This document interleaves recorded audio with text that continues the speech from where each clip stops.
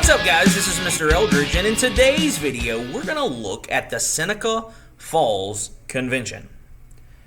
The Seneca Falls Convention, held in July of 1848 in Seneca Falls, New York, was the first organized women's rights convention in the United States and marked the beginning of the formal women's suffrage movement. Organized by Elizabeth Cady Stanton and Lucretia Mott, the convention aimed to address the legal and social inequalities faced by women.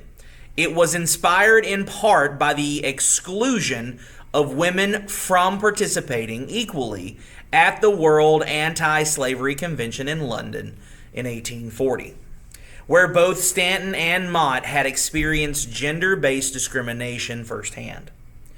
The convention brought together around 300 people, including both women and men, to discuss the status of women in American society. The centerpiece of the event was the Declaration of Sentiments, a document drafted primarily by Stanton.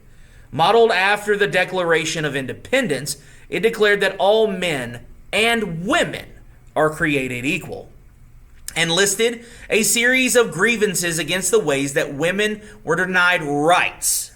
The areas in which the Declaration called for a denial of rights was in areas such as education, employment, property ownership, and voting. The boldest demand was the call for women's suffrage, which was the most controversial point debated during the convention. Despite initial resistance, the resolution for women's right to vote passed, thanks in part to the support of abolitionist and former slave Frederick Douglass, who argued passionately for inclusion of suffrage.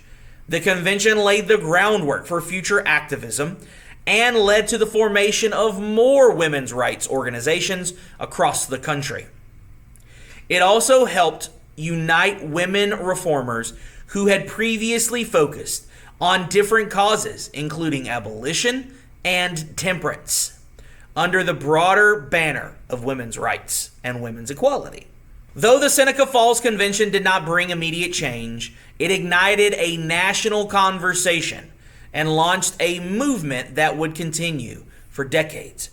Women like Stanton and Susan B. Anthony carried the torch forward, fighting tirelessly for the right to vote, which was finally achieved with the ratification of the 19th Amendment in 1920. The Seneca Falls Convention remains a foundational moment in the history of American civil rights and a powerful symbol of the struggle for gender equality. Hey, thank you so much for paying attention to this video. If you have not subscribed to this channel, please go ahead and do so now. Thank you so much, and have a great day.